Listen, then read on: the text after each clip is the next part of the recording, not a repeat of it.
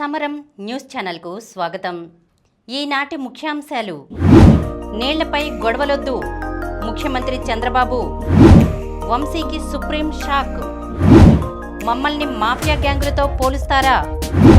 Cyber నేరగాళ్లకు check. నటి రన్యారావుకు ఏడాది జైలు.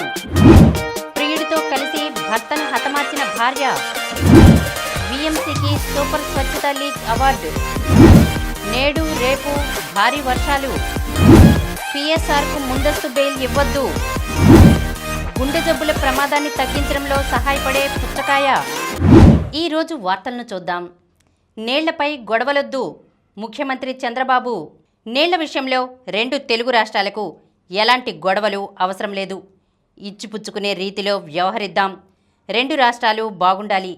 అవసరమైతే గోదావరి నీళ్లు వాడుకోమని తెలంగాణకు చెప్పాను అని ముఖ్యమంత్రి చంద్రబాబు వెల్లడించారు. గురువారం నంద్యాల జిల్లా నందికొట్కూరు మండలంలోని మల్యాల పంపింగ్ స్టేషన్ వద్ద పూజలు చేసి కృష్ణమ్మకు జలహారతి ఇచ్చారు. తర్వాత 3 మోటార్లను ఆన్ చేసి హంద్రి నేవా కాలువకు నీటిని విడుదల చేశారు. అనంతరం ఏర్పాటు చేసిన సమావేశంలో సీఎం ప్రసంగించారు. సీమ చరిత్రను తిరగరాయాలని ఎన్టీఆర్ హంద్రి నేవా, గాలేరు, నగరి, తెలుగు గంగకు శ్రీకారం చుట్టారని తెలిపారు. నదుల అనుసంధానం తన జీవితాశయమని, పోలవరం ప్రాజెక్టు పూర్తి చేసి నదులను అనుసంధానం చేస్తే రాయలసీమలో కరువనేది ఉండదన్నారు. హంద్రి నేవా ద్వారా నీరు 600 కిలోమీటర్లు ప్రవహించి చిత్తూరు జిల్లా కుప్పం వరకు వెళ్తుందన్నారు. దీని ద్వారా సీమలోని 6 లక్షల ఎకరాలకు సాగునీరు, 33 లక్షల మందికి తాగునీరు అందుతుందని చెప్పారు. వంశీకి సుప్రీం షాక్.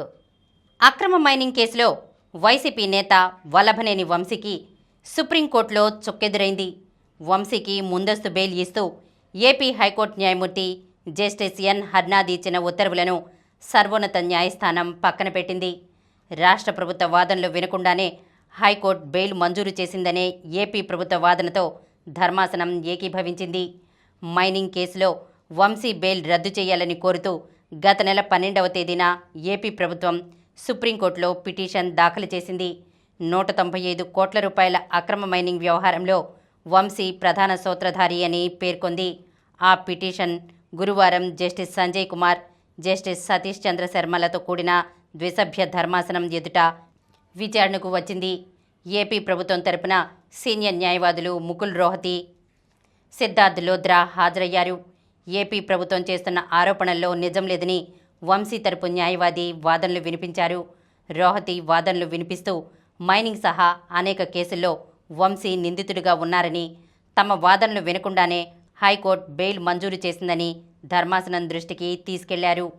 వంశీకి మంజూరైన బెయిల్ను రద్దు చేయాలని కోరారు. మమ్మల్ని మాఫియా గ్యాంగులతో పోలుస్తారా? పోలీసులను మాఫియా గ్యాంగులు, నేరస్తులతో పోలిస్తూ మాజీ సీఎం జగన్ చేసిన వ్యాఖ్యలను ఆంధ్రప్రదేశ్ పోలీసు అధికారుల సంఘం తీవ్రంగా ఖండించింది. ఆయన వ్యాఖ్యలు ప్రజాస్వామ్యానికే గొడ్డలు పెట్టుగా పేర్కొంది. గురువారం విజయవాడలో ఏర్పాటు చేసిన విలేకరుల సమావేశంలో సంఘం అధ్యక్షుడు జనకుల శ్రీనివాసరావు మాట్లాడారు. పోలీసులు ఏ రాజకీయ పార్టీలకు అనుకూలంగా వ్యవహరించరన్నారు. పారదర్శకంగా చట్టాలను అమలు చేస్తున్న తమను అవమానకరంగా, అవహేళనగా మాట్లాడి ఆత్మస్థైర్యాన్ని దెబ్బతీసి మనోభావాలను కించపరచడం జగన్కు తగదన్నారు. సైబర్ నేరగాళ్లకు చెక్. సైబర్ నేరగాళ్లు విసురుతున్న సవాల్ను ఎదుర్కొనేందుకు పోలీసులు సిద్ధమయ్యారు. ఎక్కడో ఉంటూ రోజుకో కొత్త తరహా ఎత్తుగడతో మోసాలకు పాల్పడుతున్న భూచోళ్ల ఆట కట్టించబోతున్నారు. సైబర్ నేరాలకు అడ్డుకట్ట వేసేందుకు రాష్ట్ర పోలీస్ యంత్రాంగం ప్రత్యేక సైబర్ విభాగాన్ని ఏర్పాటు చేసింది. ఐజీ ర్యాంక్ అధికారి ఆకే రవికృష్ణ ఆధ్వర్యంలో టెక్ నిపుణులైన పోలీసులను ఇందులో నియమించినట్లు డీజీపీ హరీష్ కుమార్ గుప్తా తెలిపారు. మంగళగిరిలోని పోలీస్ టెక్ టవర్ కేంద్రంగా పనిచేయనున్నారు. ఐజీ నేతృత్వంలో సైబర్ ఎస్పీ, ఏఎస్పీ, 3 డీఎస్పీలు, 6 సీఐలు, 12 మంది ఎస్ఐలతో పాటు ప్రతి జిల్లా నుంచి బీటెక్ చేసిన పోలీసుల్ని సైబర్ కమాండోలుగా ఎంపిక చేశారు. అత్యంత అధునాతన సైబర్ టూల్స్తో నేరగాళ్లకు ఉచ్చు బిగించనున్నారు. నటి రన్యారావుకు ఏడాది జైలు. కన్నడ నటి రన్యారావు కేసులో కీలక పరిణామం చోటు చేసుకుంది. దుబాయ్ నుంచి అక్రమంగా బంగారం తరలిస్తూ పట్టుబడ్డ కేసులో కఠినమైన కుఫిఫోసా చట్టం కింద ఆమెకు ఏడాది జైలు శిక్ష పడింది.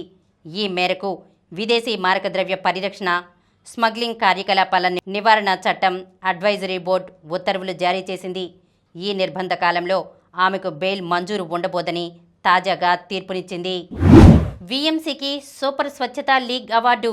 స్వచ్ఛ సర్వేక్షణ్ 2024లో విజయవాడ నగరపాలక సంస్థ సూపర్ స్వచ్ఛత అవార్డును అందుకుంది. గార్బేజ్ ఫ్రీ సిటీలో 7 స్టార్ రేటింగ్ను కైవసం చేసుకుంది. 10 లక్షల కంటే ఎక్కువ జనాభా కలిగిన నగరాల కేటగిరీలో వీఎంసీ ఈ అవార్డు అందుకుంది. ఇండోర్, సూరత్, నవీ ముంబై తర్వాత విజయవాడ ఈ అవార్డును దక్కించుకుంది. స్వచ్ఛ సర్వేక్షణ్ 2024 పురస్కారాల ప్రధానోత్సవ కార్యక్రమం గురువారం న్యూఢిల్లీ విజ్ఞాన్ భవన్లో జరిగింది. సూపర్ స్వచ్ఛత లీగ్ పురస్కారాన్ని రాష్ట్రపతి ద్రౌపది ముర్ము చేతుల మీదుగా municipal administration and urban development మంత్రి Ponguru Narayana, Vijayawada mayor Rayana Bhagyalakshmi, commissioner Dhyanachandra HM అందుకున్నారు. నేడు రేపు భారీ వర్షాలు. వర్షాకాలంలో వాతావరణ అనిశ్చితితో తీవ్ర ఎండలతో అల్లాడిపోతున్న ప్రజలకు వాతావరణ శాఖ చల్లని కబురు చెప్పింది. కోస్తాలో ఎక్కువ చోట్ల, రాయలసీమలో అక్కడక్కడ గురువారమే వర్షాలు కురిశాయి. ఇవి కొనసాగి ఈ రోజు నుంచి 23వ తేదీ వరకు ఓ మోస్తరు నుంచి భారీ వర్షాలు కురుస్తాయని తెలిపింది. జార్ఖండ్, బీహార్లలో ఉన్న తీవ్ర అల్పపీడనం వాయుగుండంగా బలపడి ఉత్తరప్రదేశ్లో కొనసాగుతోంది. దీని నుంచి విస్తరించిన రుతుపవన ద్రోణి తూర్పు బంగాళాఖాతంలోని ఈశాన్య ప్రాంతం వరకు ఉంది. ఇంకా ఉత్తర తమిళనాడు మీదుగా తూర్పు, పడమరగా మరో ద్రోణి విస్తరించింది. వీటికి ఎండ తీవ్రత తోడు కావడంతో వాతావరణ అనిశ్చితి నెలకొని గురువారం కోస్తాలో ఎక్కువ చోట్ల, రాయలసీమలో అక్కడక్కడ వర్షాలు కురిశాయి. పిఎస్ఆర్కు ముందస్తు బెయిల్ ఇవ్వొద్దు. గత ప్రభుత్వంలో అప్పటి ఎంపీ, ప్రస్తుత డిప్యూటీ స్పీకర్ రఘురామకృష్ణరాజును కస్టోడియల్ టార్చర్కు గురిచేయడంపై సుప్రీంకోర్టు ఆందోళన వ్యక్తం చేసిందని సీనియర్ న్యాయవాది సిద్ధార్థ్ లూథ్రా హైకోర్టు దృష్టికి తీసుకొచ్చారు. ఇలాంటి తీవ్రమైన కేసుల్లో ఆరోపణలు ఎదుర్కొంటున్న వారికి ముందస్తు బెయిల్ మంజూరు చేయడానికి వీల్లేదన్నారు. రఘురామను చిత్రహింసలకు గురిచేసిన వ్యవహారంలో గుంటూరు నగరపాలెం పోలీసులు నమోదు చేసిన కేసులో తనకు ముందస్తు బెయిల్ మంజూరు చేయాలని కోరుతూ సీనియర్ ఐపీఎస్ అధికారి పిఎస్ఆర్ ఆంజనేయులు హైకోర్టును ఆశ్రయించారు. ఈ వ్యాజ్యం గురువారం విచారణకు వచ్చింది. పిటిషనర్ తరపు న్యాయవాది నగేష్ రెడ్డి వాదనలు వినిపిస్తూ కేసు నమోదు చేసి చాలా కాలమైందన్నారు. రఘురామను చిత్రహింసలకు గురిచేశారనేది ఆరోపణ మాత్రమేనని అన్నారు. ప్రాసిక్యూషన్ తరపున సిద్ధార్థ్ లూథ్రా వాదనలు వినిపించారు.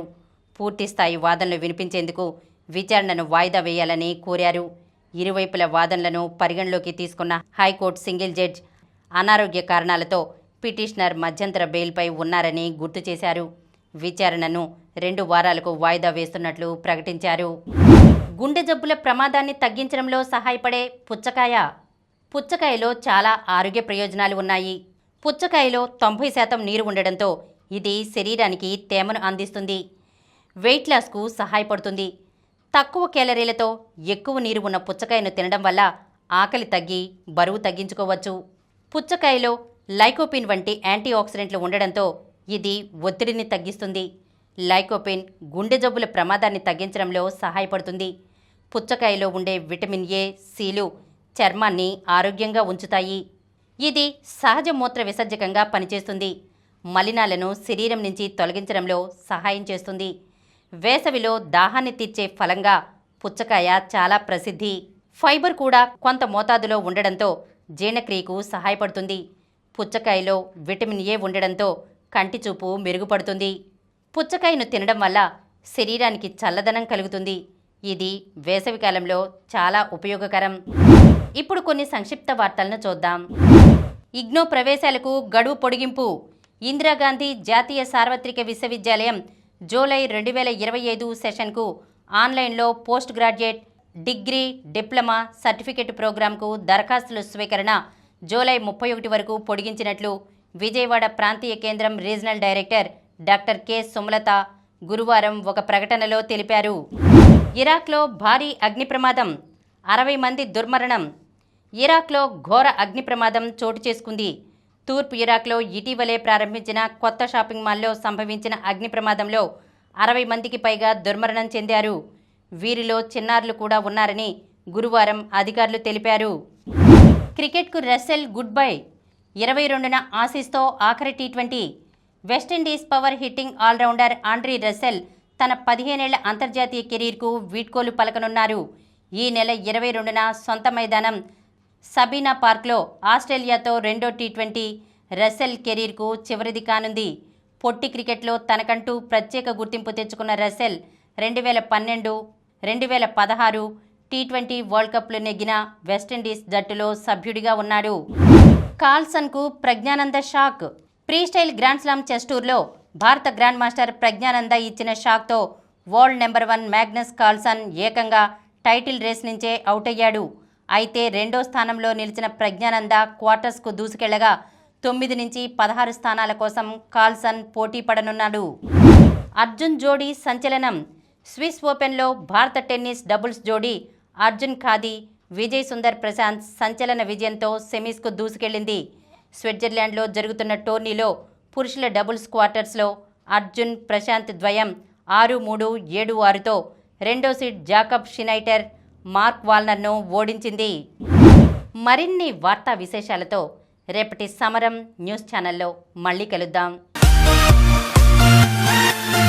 ప్రతిరోజు వార్తా విశేషాల కోసం అనతి కాలంలోనే 20 కోట్లకు పైగా వ్యూస్ సాధించిన సమరం ఛానల్ సమర్పించు సమరం న్యూస్ ఛానల్కు సబ్స్క్రైబ్ చేయండి, లైక్ చేయండి, మీ ఫ్రెండ్స్కి షేర్ చేయండి.